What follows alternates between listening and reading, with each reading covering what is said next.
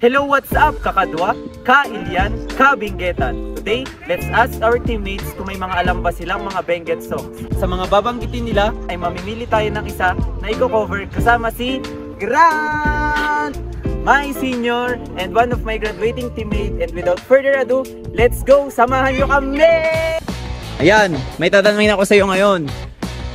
May mga favorite song ka ba na kanta ng Benguet? Meron.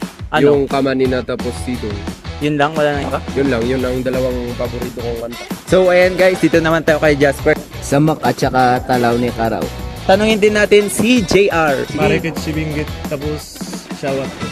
So ayan guys, naisipan kong idami na din si Coach. Tanungin din natin siya kung may mga alam siyang Benguet songs. Pero syempre meron yan, kaya tara tanungin na natin. Hi Coach, good afternoon.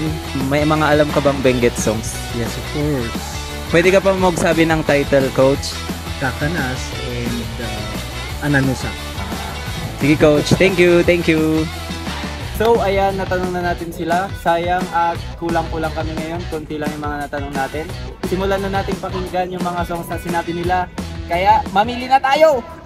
At this moment, pinapakinggan na namin ang mga songs na sinabi ng ilan sa ating mga teammates.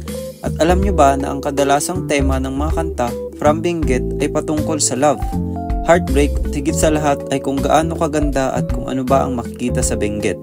At sa lahat ng kanta na sinabi nila ay nahirapan kaming mamili kung ano ang i-cover namin. Pero syempre, kailangan naming mamili. So after hearing all songs na sinabi nila ay nakapili na tayo. At ang napili namin ay Layad by Mario Tambik. Kung gusto nyong marinig ang cover namin sa kantang ito, ay follow nyo na kami sa aming FB page, subscribe sa YouTube channel, at i-follow ang Week's website. Yan, goodbye!